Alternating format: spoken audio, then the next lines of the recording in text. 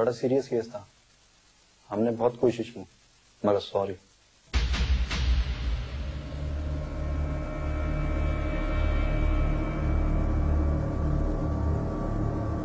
I am sorry Hasan, मुझे तलाक नहीं चाहिए। फुप्पो वो जेवर बेच के भाई का मुकदमा लड़ना है।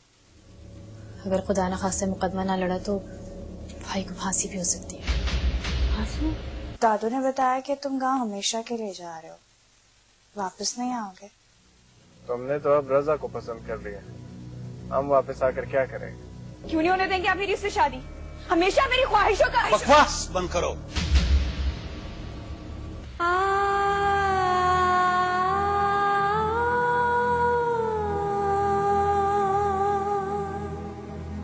तुम बहुत छोटी सी थी जब मेरी इससे मंगनी हुई थी।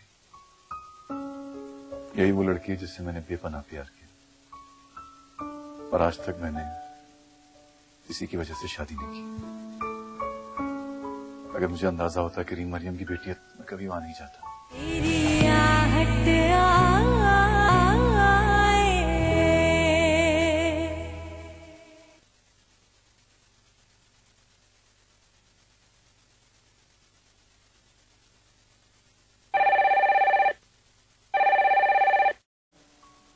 लेकिन आपको तो पता है पहुंच सकती है कहाँ हमारी। नंबर लिखिए आंटी। हाँ लिखवाओ।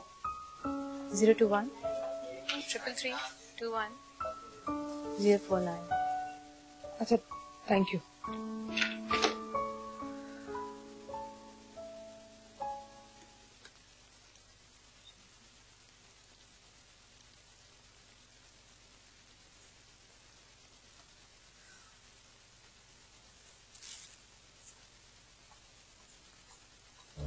क्या समझ रखा है उसने अपने आप को?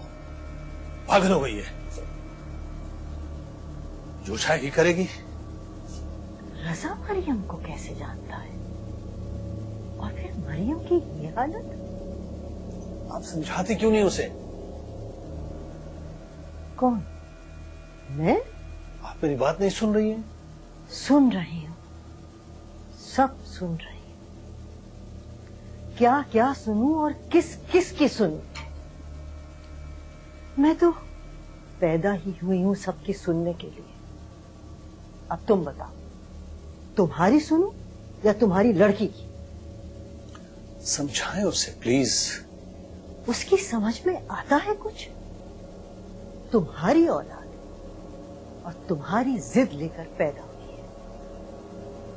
अब तुम जान और तुम्हारी लड़की जान, ड्राइवर से कहो गाड़ी निकाले और मुझे घर छोड़ के आए।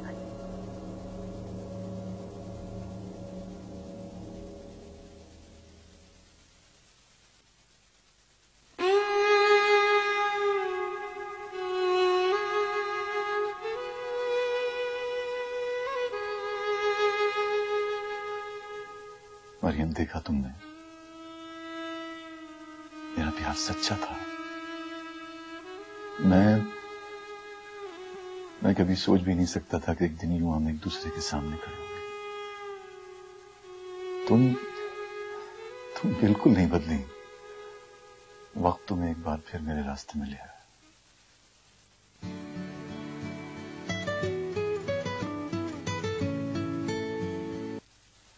हेलो।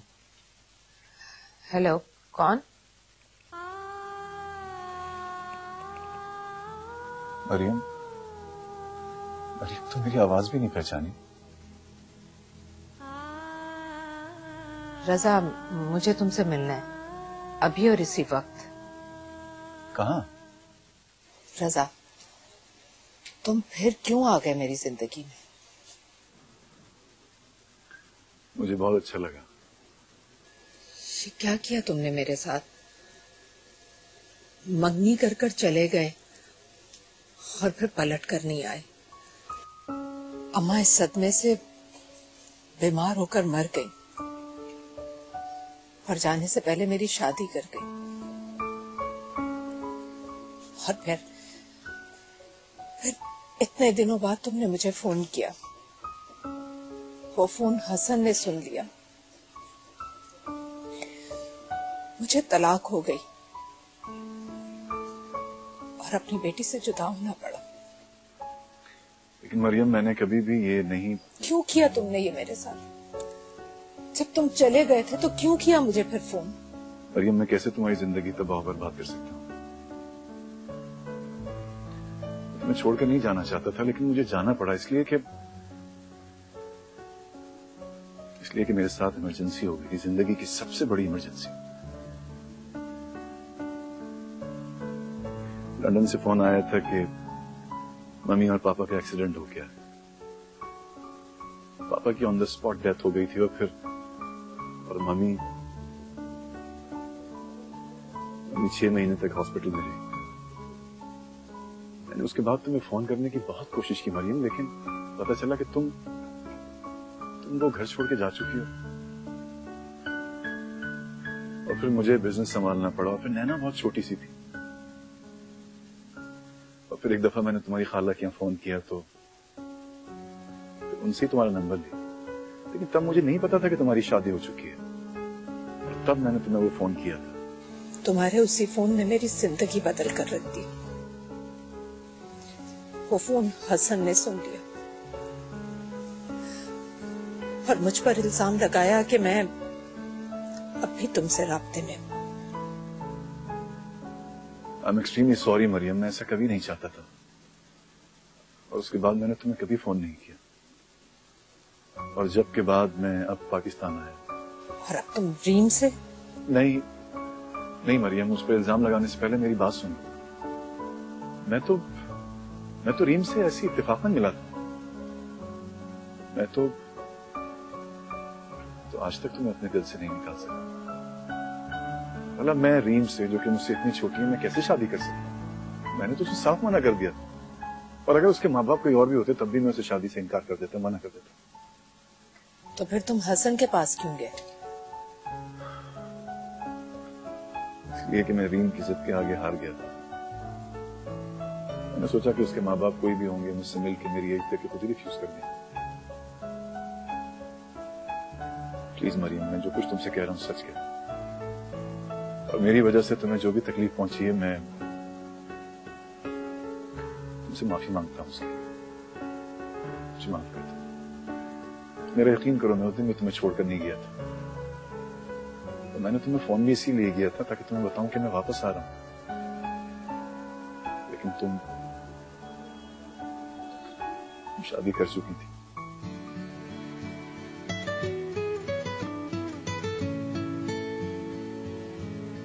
रीम का फोन। और तुम्हें अभी पता चल जाएगा कि ये सब कुछ मैं चाह रहा था या नहीं चाह रहा। हेलो रजा तुम कहाँ हो? रजा, मामा पापा की तरफ से मैं एक्सक्यूज करती हूँ। रीम, तुमने मुझे फोन क्यों किया है? मैंने तुम्हें मना किया था कि मुझे फोन नहीं करना। रजा तुम मामा पापा की बातों में मत आओ। मुझे तुमसे शादी करनी है। देखो रीम, मैं तुम्हें पहले दिन से मना कर रहा हूँ कि मैं तुमसे शादी नहीं कर सकता। मैं सिर्फ तुम्हारी जिद की वजह से वहां पे गया, इसलिए कि मैं जानता था कि तुम्हारे माँ बाप नहीं मानेंगे। बिल्कुल ठीक किया उन्होंने, बिल्कुल ठीक सोचते हैं वो। आइंदा मुझे फोन नहीं करना। ये खुराफात अपने जहन से निकालना। Good bye.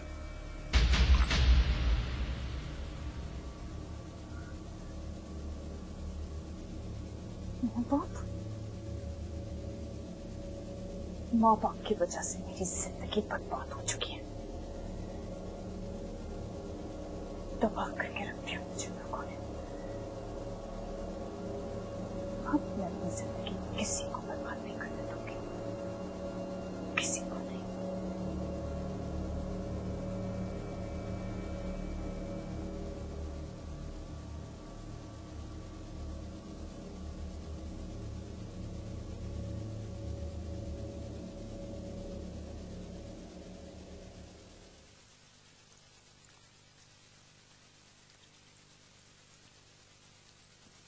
भाई, सच पूछे तो कसूर किसी का भी नहीं है। हमें क्या पता था कि वहां क्या होने वाला है। जानता हूं कि हम में से किसी का कोई कसूर नहीं, लेकिन काश कि मरियम मुझे वहां न मिली होती और सिर्फ हसन से मुलाकात होती मेरी, तो मुझे इतना दुख नहीं होता जितना दुख मरियम से मिलने के बाद हो रहा है। हसन जानता था मुझे, लेकिन इस हैसियत से पहचानता तो नहीं था। और जानती हो मरियम क्या सोच रही है? मरियम सोच रही है कि मैंने जानबूझकर रीम को ट्रैप किया और मैं उससे शादी करना चाहता। भाई तो आपने उन्हें बताया नहीं कि? बता दिया सब कहना, लेकिन जो चुभन मेरे सीने में वो तो कभी नहीं। भाई जो होना था वो तो हो चुका है, आपने उन्हें बता दिया है और आई एम श्योर कि उन्हें आपकी बात का यकीन आ गया होगा। लेकिन जो भी हुआ बहुत गलत हुआ। काश हमें पहले से पता होता तो हम कभी यहाँ जाते ही नहीं। पहले से कैसे पता होता? हमने वहां जाकर बहुत बड़ी गलती की, हमें वहां पे नहीं जाना चाहिए था। भाई अगर आप मेरी बात पहले ही मान लेते ना तो ये नौबत नहीं आती। जब रीम के स्टेप फादर की डेथ हुई थी और मैंने आपसे ताज़ियत पर जाने के लिए कहा था, काश। शायद, लेकिन जो अजाब किस्मत में लिखा था वो तो आना था ना, और वो आ गया। रीम गाड़ी आहिस्ता चलाओ। रीम गाड़ी आहिस्ता करो। मैं मानती हूँ कि मैं जिद्दी हूँ, लेकिन अब तो मैंने अपनी जिद पूरी करके दिखाऊंगी। रीम मैं कहती हूँ गाड़ी आहिस्ता करो वरना मैं यही उतर जाऊंगी। आहिस्ता करो।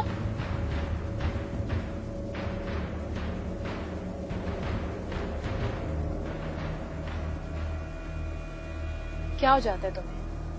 क्यों अचानक से इतनी जज्बाती हो जाती? रीम तुम और मैं हम दोनों ही जानते थे कि अंकल आंटी कभी भी नहीं मानेंगे इस बात को। सब कुछ वैसा ही हो रहा था जैसा हमारी तवक्को थी। तो फिर अब इतना गुस्सा करने की क्या जरूरत है? दुख मुझे इस बात का नहीं है कि मामा ने इनकार क्यों किया। दुख मुझे इस बात का है कि सब कुछ रजा के सामने हुआ जो नहीं होना चाहिए था। अच्छा ठीक है, अब हो गया ना। अब एक्सीडेंट करने का, गाड़ी तेज चलाने का कोई फायदा नहीं है। सुकून से गाड़ी चलाओ।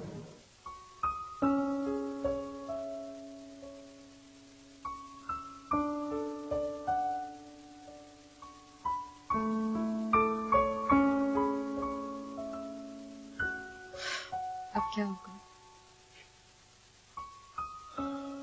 कुछ नहीं, हम यहाँ पे नहीं रहेंगे। अगले महीने शादी है भाई। जानता हूँ, हमारी शादी के लिए हम लोग वापस आ जाएंगे और फिर तुम्हारी शादी करके मैं मुल्क छोड़ के चला जाऊंगा हमेशा के लिए। और आपके जाने से क्या होगा? मैंने मरियम से वादा किया है कि मैं एक बार फिर ये मुल्क छोड़ के चला जाऊंगा। मरियम को जानती हो ना, वो किसी की सुनती नहीं। ना मैं यहाँ पे हूंगा, ना मरियम को मेरी वजह से कोई टेंशन होगी। आज तक उसे मैं कोई सुख नहीं दे पाया, कोई सुख नहीं दे पाया, इसलिए चाहता हूँ कि कोई दुख भी ना दो।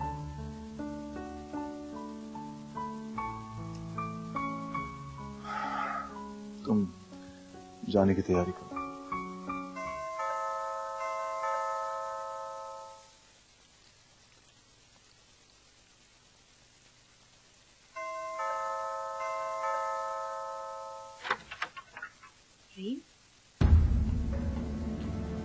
I'm sorry. I'm really sorry. री, मैंने तुम्हें मना किया था कि तुम मुझसे राब्ता करने की, मिलने की कोशिश मत करना। What happened to you? क्यों मना किया था? आप समझते क्या है कि मामा पापा मेरी शादी नहीं करेंगे तो मैं आपसे शादी नहीं करूंगी? मैं शादी करूंगी और मेरे माँ बाप तो कभी नहीं चाहते थे कि ऐसा हो। ठीक कहते हैं तुम्हारे माँ बाप, ठीक कहते हैं। ठीक कहते? मुझे किसी की कोई परवाह नहीं है। चले हम कोर्ट मैरिज करें। नहीं, इसलिए कि जिस लड़की को मैंने जिंदगी में सबसे ज्यादा चाहा, जिससे मेरी मंगनी हुई, जिसे मैं आज तक भुला नहीं पाया, जिसकी वजह से मैंने आज तक शादी नहीं की, वो कोई और नहीं है रीम, वो तुम्हारी माँ है, वो मरियम है। इसलिए मैं नहीं कर सकता तुमसे शादी, नहीं कर सकता। तुम मेरी बेटी की तरह ट्राई टू अंडरस्टैंड।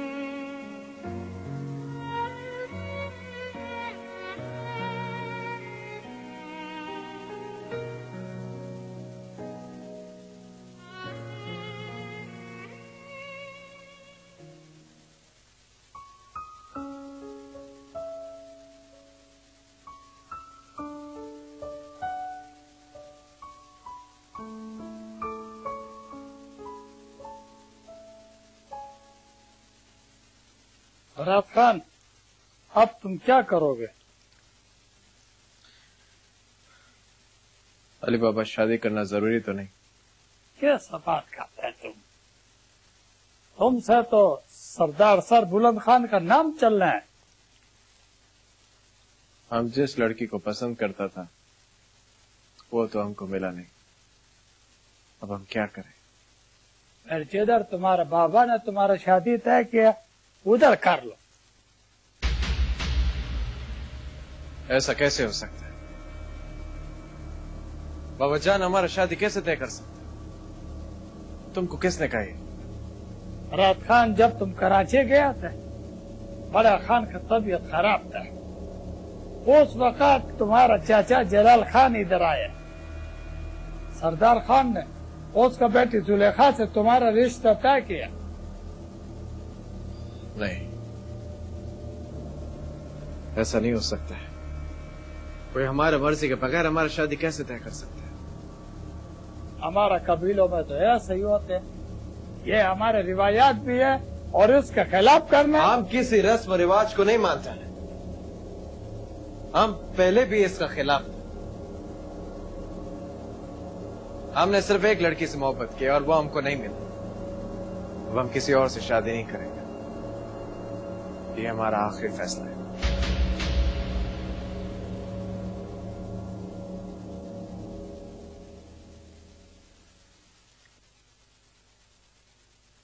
रीम, खुदा के लिए दरवाजा खोल दो। रीम, कोई बेवकूफी मत करना, प्लीज दरवाजा खोल दो।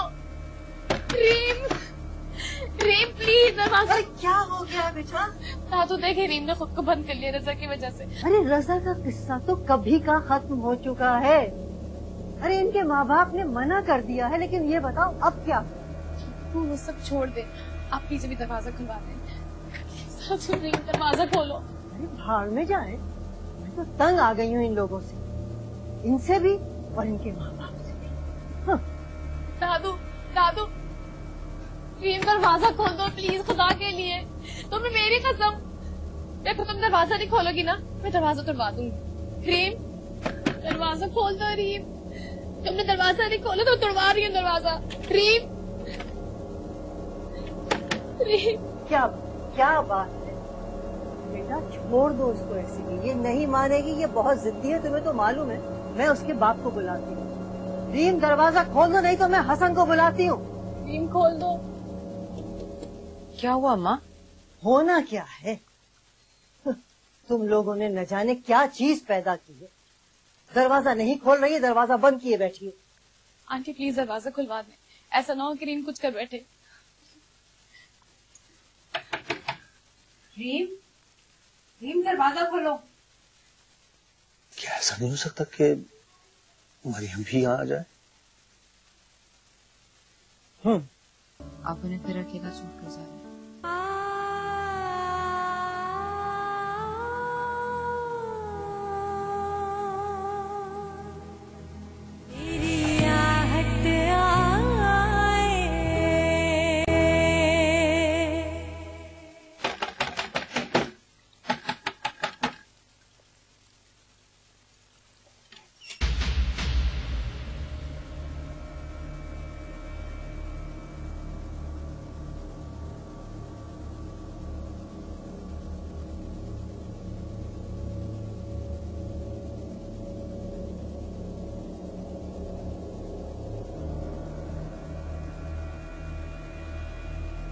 रीम, बेटा जिंदगी के फैसले ऐसे नहीं किए जाते।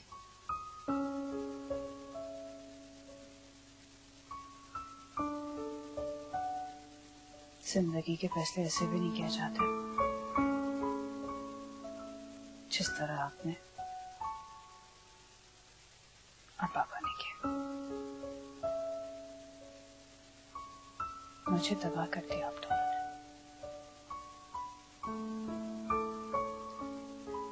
और आज भी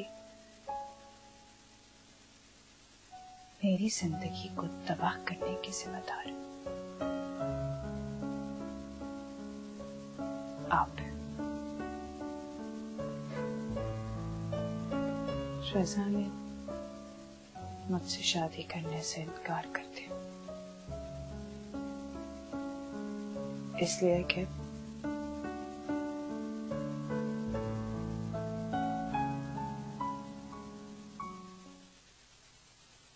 वो आपका आशिक है। होश करो, शर्म नहीं आती? माँ से बात करने की तमीज नहीं है तुम्हें?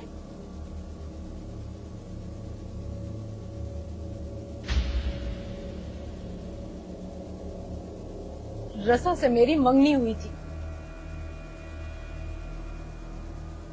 मंगनी के 6 माह बाद वो मुल्क से बाहर चला गया।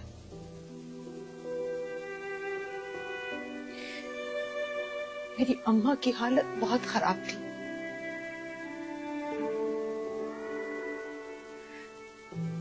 कुछ अरसे के लिए वो गया, लेकिन लौट कर वापस नहीं आया। आई उसकी कोई इत्तला आई, जिसकी वजह से अम्मा ने मेरी शादी तुम्हारे पापा से कर दी। रजा के बारे में मैं नहीं जानती थी कि वो कहाँ है। जब तुम 8 साल की थी, अचानक एक दिन उसका फोन आ गया। उसे नहीं पता था कि मेरी शादी हो चुकी है। वो फोन तुम्हारे पापा ने सुन लिया। हालांकि मैंने उसे बताया कि मैं शादीशुदा हूं और एक बच्ची की मां, मुझे फोन मत करना। जिसके बाद उसने फिर कभी मुझे फोन नहीं किया। लेकिन तुम्हारे पापा के शक की वजह से नौबत तलाक तक पहुंच गई। और अब उसी रजा से तुम शादी करना चाहती हो?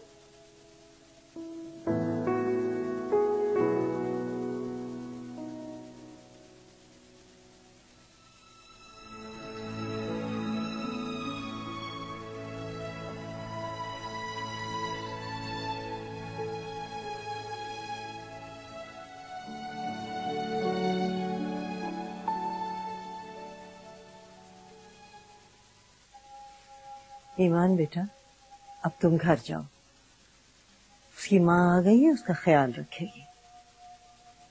प्लीज उसका ख्याल रखिए। हाँ मेरा बेटा, और बहुत शुक्रिया तुम्हारा। है? जाओ।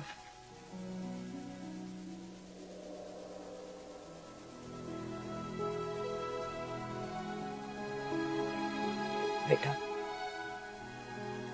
जिंदगी के रास्ते बहुत उलझे हुए होते हैं। कौन, किस तरह, कैसे हमारे सामने आ जाता है, हमें कुछ पता नहीं चलता। सारे हाथ से सारे साने हमें उसी रास्ते पर मिलते हैं। रीम, देखो बेटा, हम तुम्हारे माँ बाप हैं, तुम्हारे लिए गलत कभी नहीं सोचेंगे।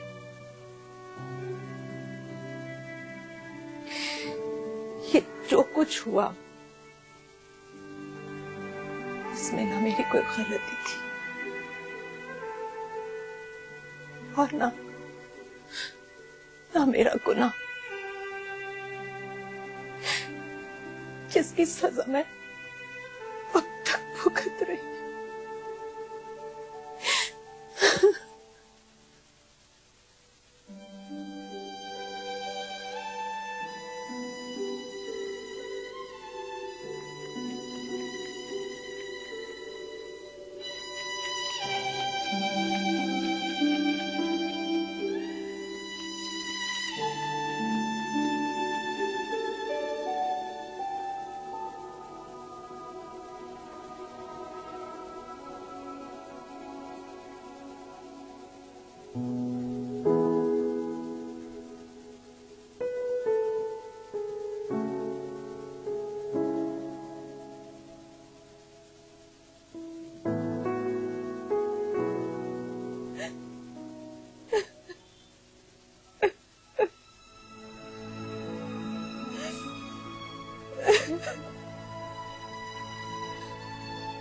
अरे भाभी, भाभी क्या बात है, क्यों रो रही है? क्यों ना रो, एक भरे घर में बैठी थी, एक खाली घर में बैठी हूँ।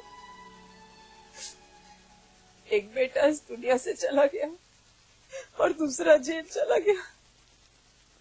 ईमान हमारी वजह से बर्बाद हो गई, उसकी शादी नहीं हो सकी। रिश्तेदार की तरफ से अलग परेशान, पता नहीं क्या कर कर आया है, कौन सा केस बनेगा उस पर। भाभी, जो दुख किस्मत में लिखे हैं वो तो हमें झेलने हैं ना। लेकिन आपने एक बहुत बड़ी गलती की है। ईमान का निकाह करके अगर उसे रुखसत कर देती तो अच्छा था, लेकिन आपने सोचा कि अगर उसकी शादी हो गई तो कमाएगा कौन और खाएंगे कहाँ से। अरे भाभी, राज़िक तो अल्लाह की जात है ना, वही सबका पूरा करता है। आप ऐसा करें भाभी, कुमेल को फोन करें और उसे बुलाएं, फिर निकाह करके ईमान को उसके साथ रुखसत कर दे। कैसे कर दूं उसे फोन में? अगर ये ना मानी तो? आखिर कुमेल भी इंसान है, कब तक बर्दाश्त करेगा? मैं बना लूंगी ना। वालेकुम अस्सलाम बेटा। क्या हुआ तुम्हें? बस पप्पू, वही रीम का मसला। ऊंट किसी करवट बैठा के नहीं? रीम मान गई है, शुक्र है उसका दिमाग दुरुस्त हुआ। अब रजा से उसकी शादी नहीं हो रही, लेकिन अब भी सब अजाब में ही है। देखा भाभी, तुम अपने दुख को रो रही हो और उन लोगों को देखो, उनके पास किस चीज की कमी है। अल्लाह का दिया सब कुछ तो है। ये सब अल्लाह की तरफ से होता है, समझे? फुप्पो, शायद मेरी और रीम की किस्मत एक जैसी है। अरे नहीं बेटा, किस्मत खुद बनाई जाती है। मैं तो कहती हूँ जाके कुमेल को फोन करो।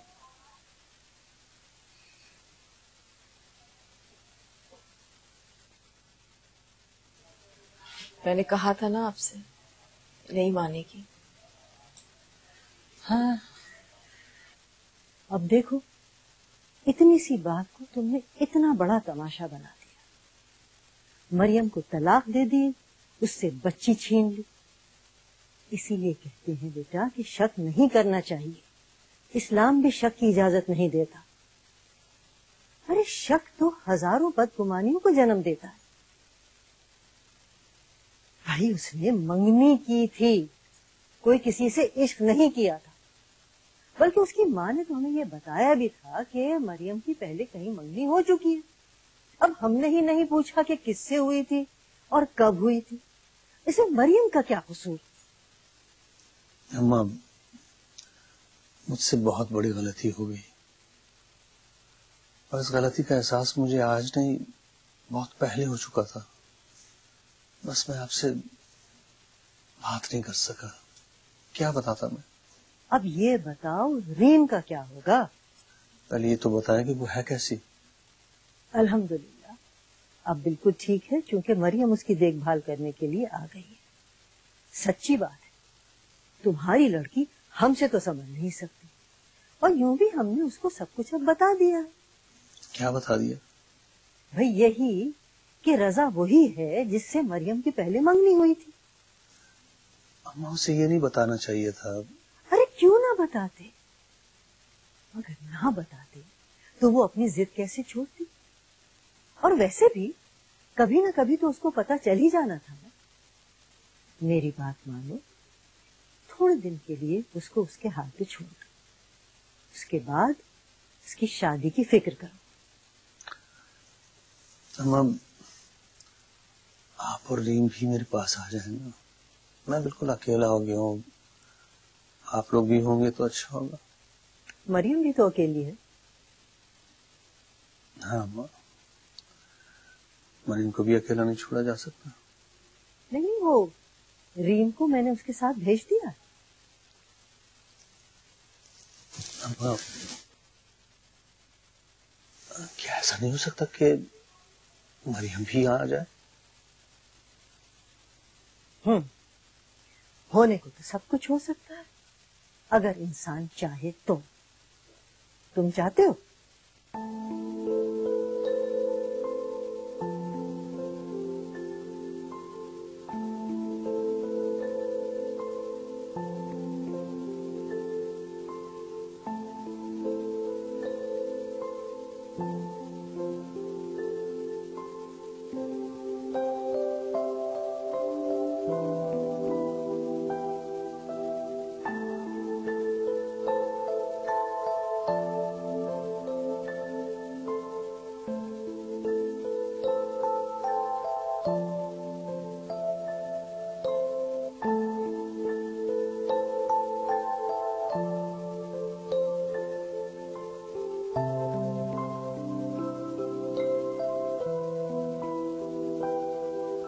भाई, हाँ, मैंने ये पूछना था कि हमारी फ्लाइट कब की है? कल रात की।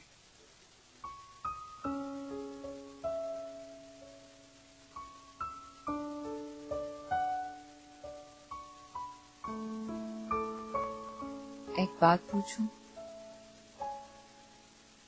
हाँ पूछो। रीम की मामा तो फिर अकेली रह गई। आप उन्हें फिर अकेला छोड़कर जा रहे हैं।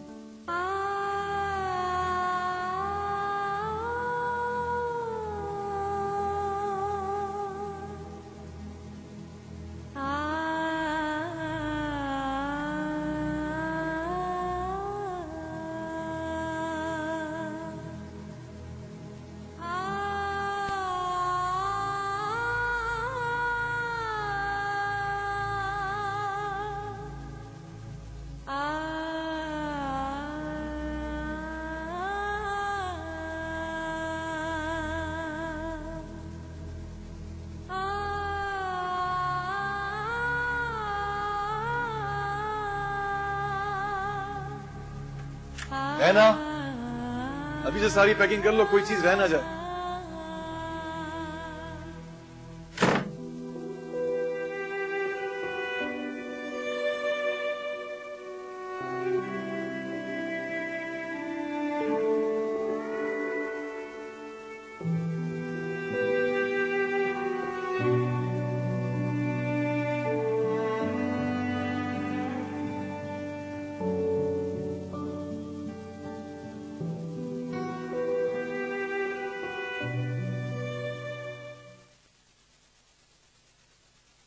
चाचा, हम बहुत शर्मिंदा है।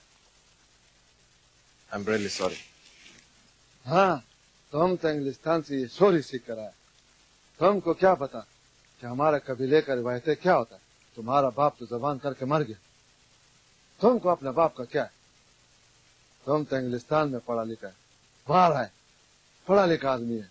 तुमको नहीं पता कि हमारे कबीले का रिवायत तोड़ने से लोगों के गर्दनें कट जाती है। हमारा बेटी तुम्हारे नाम पर बैठा है, वो मर जाएगा, तुम्हें क्या, तो तुम्हारा इंतजार करे। तुम अपना मर्जी करो। चाचा, चाचा हमारा बात।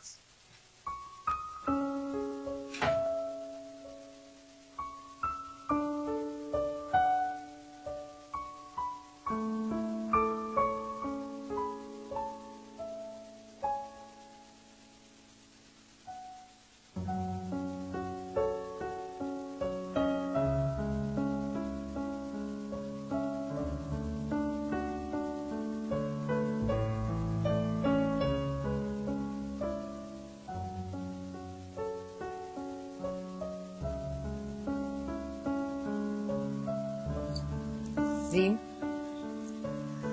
आज फिर तुम मुझे पहले जैसी छोटी सी गुड़िया लग रही, जो अक्सर मुझसे रूठ कर बैठ जाती थी और फिर मैं तुम्हें समझाया करती थी और तुम बहुत जल्द नॉर्मल हो जाती थी और फिर हम घूमने निकल जाया करते थे। रीम, ऐसा करते हैं, मैं और तुम किसी बाहर के मुल्क चलते हैं, खूब घूमेंगे, सब कुछ भूल जाएंगे। इंसान कुछ भुला नहीं सकता। क्या आप रजा को भूल गई? देखो बेटा, जो लोग माजी का हिस्सा बन जाते हैं उनकी यादों को साथ लेकर आगे नहीं बढ़ा जा सकता। हम माजी की बैसाखियों पर बहुत देर खड़े नहीं रह सकते। हमें सब कुछ भूलना पड़ता है और उन लोगों के साथ चलना होता है जो हमारे करीब होते हैं। रजा का इंतजार क्यों नहीं किया? मैंने बताया था ना रीम, कोई किसी का इंतजार नहीं करता।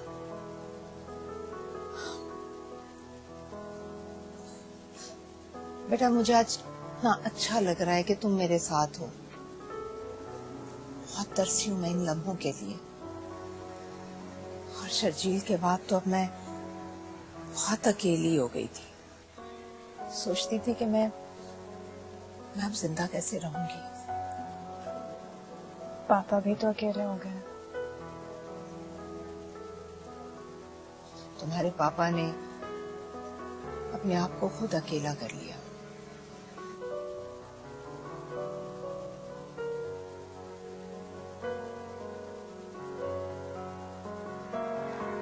क्या ऐसा नहीं हो सकता? आप, मैं और पापा तीनों एक साथ रहे।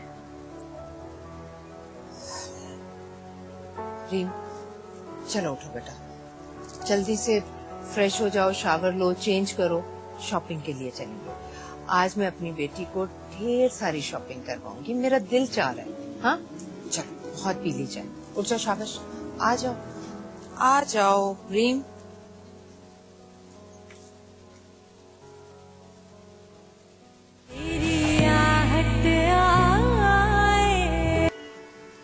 वकील साहब कह रहे हैं कि अगर भाई के हक में फैसला देना है तो कम से कम 25,000 चाहिए होंगे। अपने हाथ से नहीं खिलाओगे? हम अपने हाथों से खिला देंगे एज यूजुअल।